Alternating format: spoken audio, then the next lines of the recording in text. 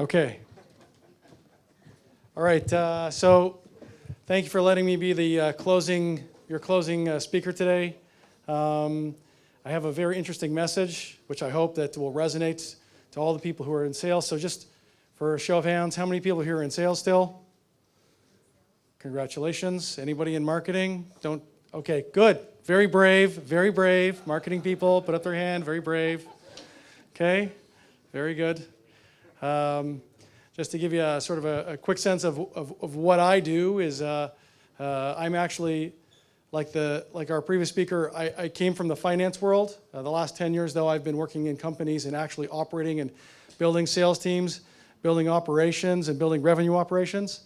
Today, I run a small group called InsideCRO, which helps established new companies reestablish revenues from 0 to 10 or 15 or $20 million. That's what we're doing today. We do the entire thing on the revenue stack, and that is my commercial. And today, what we're going to do is we're going to talk about what you salespeople can do to help marketing help you. That's what our topic is here today. Now, I hope this is going to work, okay? All right, when most people think of sales, this is what people think of, by the way. By the way, this is the best sales movie.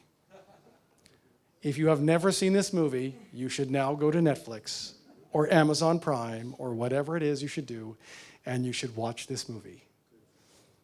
Okay? Because this movie is the second best movie. Okay? And you know what you get for second place?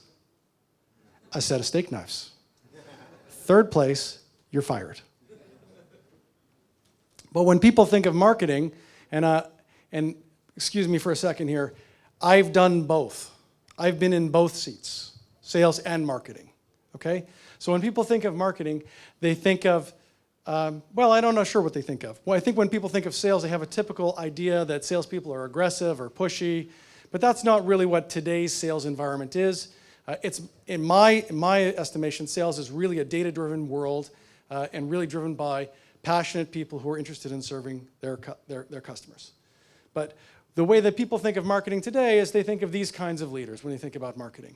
These are people who are thought leaders, who are putting out content, and who are constantly thinking about how to actually drive these things. Now, not too many people know who these guys are, okay? But if you do, you're probably in marketing. You just outed yourself. You're in marketing. Ah, okay, so there we go. All right. So, okay, so this one is Seth Godin.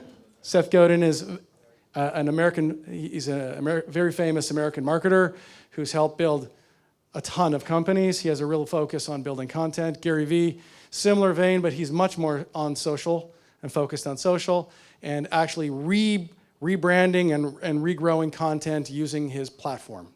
That's the best way to describe who these two guys are. But they can coexist. They can coexist. Marketing and sales, we can all live together in one big tent, one big happy family. It is possible. So, but the question is, so here's the thing. I'm going to make one more statement. So here's how you know that I have been in sales and have been in marketing, okay? Because the people that are more marketing focused have beautiful pictures and colors when they have their slides. The sales guys, we just have bullet points because we don't have time to make colorful pictures and download things and Adobe this and that. Basically, we're trying to get our stuff done because we got to get back on the phone. We got to go back and close another deal. We got to go back and find more prospects so that we can help serve them. So, but I want you to have these key takeaways from today, okay? Because whenever I come to one of these things, I'm always interested in trying to take away 2 or 3 things, and I hope that from today you're going to get 1 or 2 of those things. So here's what they are, okay?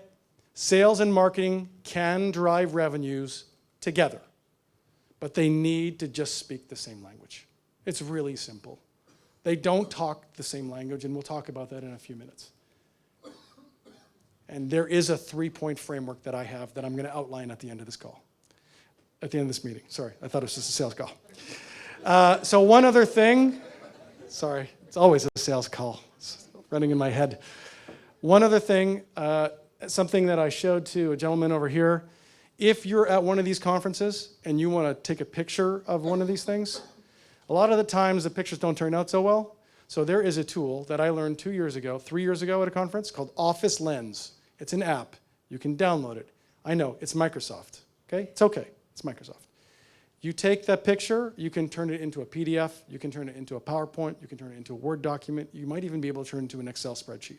So if you do not have Office Lens on your phone and you come to a conference, you are missing out in terms of being able to capture the key data that you want. So, let's talk about marketing, first of all, okay? To my friends in the marketing community, and I speak to you, and I talk to you, and I see you all the time, so let's talk about what marketing is. Marketing is really focused on 4 things. Identifying who is the ideal client profile. Who is the person that we're trying to speak to, right?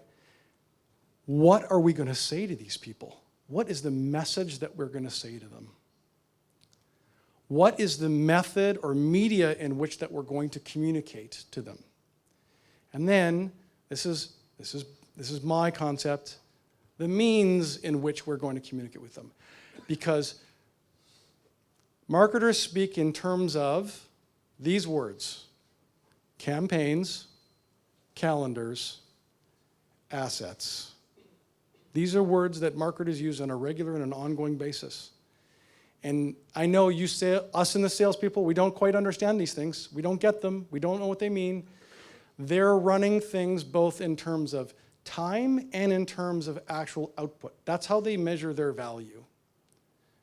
So what we need to do is to make sure, what they're trying to do is they're trying to deliver a consistent message through a medium that makes sense to their ideal client profile, which they may or may not know.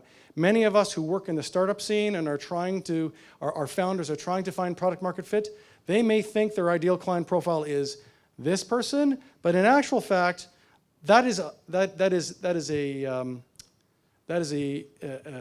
misnomer, because actually that is the first 3 clients that bought, but they're not the right persona. The actual persona is somebody else. So we have to be careful when we're in sales to keep going banging away at the right persona, because it might not be the right person. So they're trying to create messages in the way that those people communicate. And that could be by TV ads, that could be by radio, it could be by social media, it could be by email marketing, it could be by many different forms and formats. And then they're running them on a calendar. Okay, but today is Tuesday, so I need to write the blog, because it's going to be reviewed on Tuesday by legal, and then it's going to be published on Wednesday.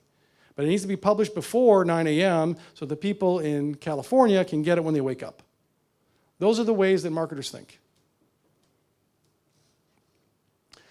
What is sales? We're in the business of disqualifying people who do not fit our service. They're not good for us. It's okay. It's okay for someone to say, for you to say, you know what, you're not a good fit. I don't think this is going to work for us. Because every single time we find someone that is not a good fit, it gets us closer to somebody that is a good fit. We're in the business of serving clients. We're in the service business. We're not in the making money business. I know that there are a lot of, let's call them upper management types, who think we're in the making money business, but ultimately we're about solving problems and serving clients. And guess what? We get paid for that. We facilitate an exchange of money for those services. We solve those problems and we get paid. And yes, it feels great to get paid, but in many cases, I'm more jacked about having an hour discovery call and figuring out everything that I need to know about this particular prospect so that I can help them. I'm sometimes way more jacked up about that than them actually sending a wire transfer or sending in a purchase order, because I really want to help people. And that's a big difference between, it's a service mentality for most salespeople, and it's the service mentality that most people, that top salespeople today have. So let's talk about sales. Let's talk about how we talk about things in sales. So, what do you mean? So when we talk about things in sales, we're talking about cadences. We're talking about email scripts. We're talking about voicemail scripts. We're talking about tactics that attracts people and attention. We're talking about interrupting people. We're talking about methodologies and processes. And when we do this, you know what marketing does? They say, what is going on here? It's our story. We have the story. We own the story. We own the customer journey. We know what our prospects are looking for. It's our creative. We're the ones who gave you the damn white paper. Why don't you send it out? We're the ones who made the one-pager. Why don't you send it out? And they say, it's our deck. We made your demo deck. Don't you dare change one page. We know exactly what we're doing, and you need to get off and start doing what we want you to do. Guess what? This is where the friction point starts to happen. Because what needs to happen is instead of rinsing and repeating the same thing over and over and over again, sales needs to talk to marketing, and marketing needs to talk to sales. So here's what we need to do. We need to take the field and bring it into the boardroom. And this is when, see, this is the marketing part of me. This is when we get to create alignment. Now, where does this start? It starts with what I call tone from the top. It means when the leadership of an organization agrees that it is important for the entire revenue stack. And what I mean by that is marketing demand generation all the way through to customer success. So what does the customer get 1 month after they signed up with you? What do they get 3 months after they've been working with you? What do they get 6 months after they've been working with you? That entire journey, that entire process is what is going to drive and accelerate revenues in your organization. So we need to build connected, combined messaging, and it needs to answer the question, what's in it for me? That's not for you, the salesperson. That means what's in it for your prospect? What is it that they're going to do by being part of you? And you need to test this messaging on a regular and an ongoing basis. I am an investment analyst by trade, which means that I don't just love Excel, I live in Excel.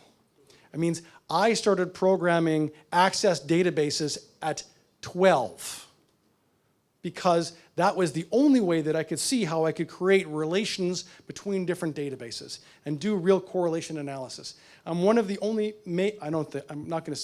I'm probably one of the only people in this room who actually has done some deep statistical analysis, used a system called MATLAB, right? Why? Because that's what I did when I was an econometrician. And then once you know what works, use it everywhere. But here's the problem. The ground is always shifting beneath our feet. The persona that we thought that was the buyer today is not the buyer tomorrow. And the only people that know that is the frontline salespeople who are talking to those prospects and customers every single day. So here's the problem for marketing. Marketing runs on calendars. Marketing runs on campaigns. They don't run on what's going on in the market. They have their set model. And you know why that is? It's because they have budgets, right? And they can't do everything. They can't do everything, and they're running things the way that they need to run them because that's the way they've always been run. So we need to talk about what I call field messaging, all right? So field messaging is where you take the messaging from marketing and you bring it to the field. And I have 2 ideas here to share with you today, okay? One is from a very famous sales author named Mike Weinberg, who talks about building a power statement in his book called New Sales Simplified, okay? And the other is called Building a Value Wedge from a book called The Communication in the Complex Sale, right? And these 2 authors have created to me what I think are the 2 best frameworks for field messaging. We have created worksheets about how to create these 2 things. So if you want to know how to do this, you can just send me a LinkedIn message, and I'm more than happy to send you an email with the 2 for worksheets, and you can run it your own way, okay? But basically, here's the essence of them. A power statement, we're answering 3 questions. We're talking about 3 things. How do we help clients overcome their problems, their fears, their pains? What is it that we offer? How can we offer them to actually meet those objectives? And then the third thing is, what are our points of difference? Now, these all seem straightforward and obvious to us, but I think a lot of the times the challenge that we have with that, with this type of messaging, is that we don't know what to do with this once we've got it. So here's what I do, okay? I take the power statement, I cut it up, the content up into pieces, and then I use it throughout my sales cadence. I use pieces in my emails. I use pieces in my voicemails. I use pieces in my call scripts. I have consistent language for each one of them. So because by the time the customer actually hears my voice, they've heard my voice, or they've heard my SDR's voice, or they've heard an account executive voice, and they know exactly what the value proposition is because we've said it to them 6 or 8 times already. They know, right? When I used to work at IECA, the value proposition was very simple. We helped operators just like you collect the remote field performance data no matter where it's located. That was it. They heard that like 100 times. It was very straightforward. So when they got it, they said, well, the next question is, well, how do you do that? That's my offering. And why are you different from these guys? And these are my points of difference. This is what we do differently. The value wedge, it has to be something that is unique to you. This creates value between you and separates you from the rest of the landscape. It's important to your prospect. This is not any different than what we just talked about here, how we help our clients. It's got to be meaningful and be important to them. And the last thing is it has to be defensible. It has to be something that you can concretely say that this is exactly what will happen if you're using this system or our solution or whatever it is that we do. So each piece of field messaging goes into the tactics and strategies that our team uses every single day. But here's the thing. Change is inevitable. What you did today is not going to work in 3 months from now. It might not even work in 6 months from now. It might not even work in 6 weeks from now. So how do we know when it's time to change?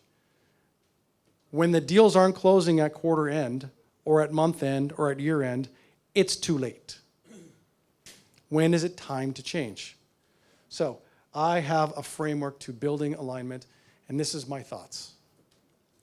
First of all, aligned leadership is great. We talked about having tone from the top. So the chief marketing officer, the chief executive officer, and the sales leader, the VP sales, VP marketing, it's great that they all want to talk and they all want to work together and they all want to make this happen. But more needs to happen. We need to build, sales must have input in creative and campaigns. I know it's hard. It's hard.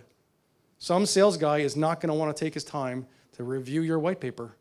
He's not going to, right? But you're going to have to force someone down. Here's the best way for guys that I work with anyways. The best way to get a sales guy to sit down for an hour to go through your white paper is to take him out to lunch. It's very simple. Take him out to lunch, right? And after he's done, right, he'll give you his feedback, 100%. And then after he's done, you'll know exactly what sales thinks about it. And it doesn't, by the way, it doesn't have to be your top sales guy or gal. It could be your bottom sales guy or gal. It could be your sales leader. You could pick any, you're going to have to go through them one at a time, right? But eventually you'll figure out that one will be more in tune with what's going on with the market than the others. Marketing must listen to sales calls. Marketing must be on sales calls. If marketing is not on sales calls, they do not have any idea what prospects are saying. And I'm not just talking about the demo calls. I'm talking about the sales development calls where the guy hangs up after 30 seconds. They need to sit with a sales developer who's making 100 dials an hour, right, to understand what his or her life is like, right? You need to do that because then you get empathy, which is the key thing to helping build this alignment between the organizations. And together, with the data that is produced by this output, they can create combined field messaging that aligns with the vision and core values of the organization. So here's how. This is my secret sauce. So I'm sure not too many people know about this. I'm actually not American. I am actually Canadian. If you could not tell from my belt buckle, I'm from Alberta. Actually, I'm from Calgary, Alberta, which is home of the Calgary Flames, former Stanley Cup champions, and home to the Calgary Stampede, the world's greatest show on earth, and the best place to buy cowboy boots in the country. So when I was in Calgary, one of the things that I did is I got hooked on rowing. I was a rowing athlete for 15 years. And part of my journey in rowing is I became a rowing coach. And I wasn't just a rowing coach. I was a provincial level rowing coach that eventually I was a development coach who taught athletes how to become world champions. In fact, I have several of my first athletes that I started coaching are world champions, are Olympians, are gold medalists. Now, that's not a testament to me, that's a testament to them. But the process that we learn in coaching programs and coaching planning is about goal planning and about goals and about workforce and planning. So these are the things that I have taken from my coaching days into the days that I have as a sales leader today, as a revenue leader today. First of all is what I call micro and macro planning. This means you need to say, okay, what are my goals for the year? Okay? And I'm not talking about the December 31st sales goals. I'm talking about, as our gentleman from SciSense, is he still here?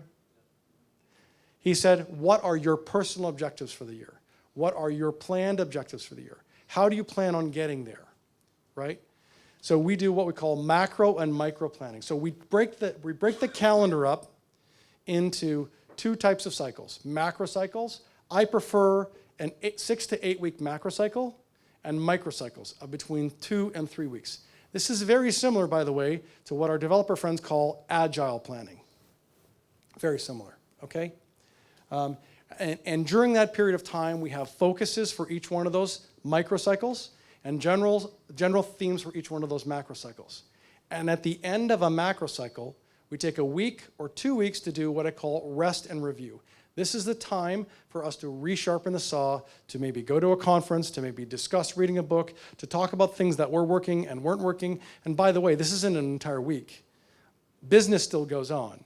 But it's the point where the leadership team and the operations team stop and look at what has transpired over the last 6 or 8 weeks to see what's working and what's not working. I have what I call daily scrums, which means that I meet with my team every day at 2:15 for 10 to 15 minutes to talk about what the objective is for the day, where we have been from the previous time, and what do we need to do in order for us to achieve our objectives. This is not hard to do. So we run a remote team.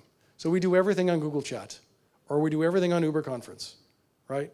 It's a 10 to 15 minute call at the most, and sometimes I'm doing it from the car. Sometimes I'm not.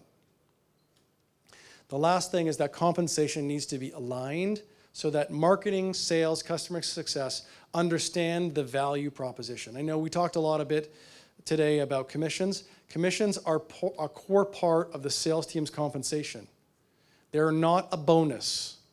They're what you get for actually doing your job excellently. That's what you get. They're not a bonus.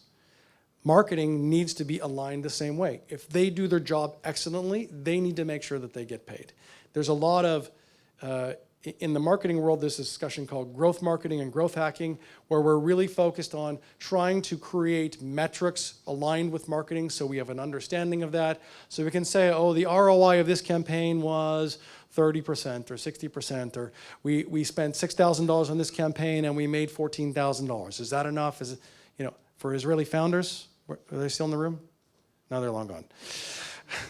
For Israeli founders, 100% ROI is never enough, right?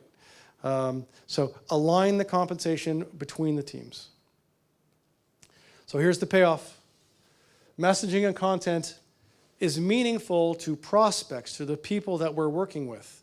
It's important to them that it makes sense to them. It's not something that we did in a bubble. So obviously lead generation will improve because now we're talking to prospects at the way that they want to be talked to, in the manner and the way that they want to be talked to, which means higher conversions, which ultimately means increased speed to market for any new initiatives. So we just heard about what it's like to go into a new market and how to go into a new market with a new product. It's insanely painful. Trust me, I work primarily with industrial tech, ag tech companies, and these are slow-moving businesses, right? And to get into these businesses, it's a very narrow market with very few buyers. But when they buy in bulk. So here's your 3-point takeaways, as I said I was going to provide to you. 1, leadership combined faster communication. Combined messaging, faster market fit. And 3, combined calendars equals faster execution. In fact, when you're designing those micro and macro cycles, your marketing and sales leaders need to be sitting in the same room when the planning session happens. And if they do, you win.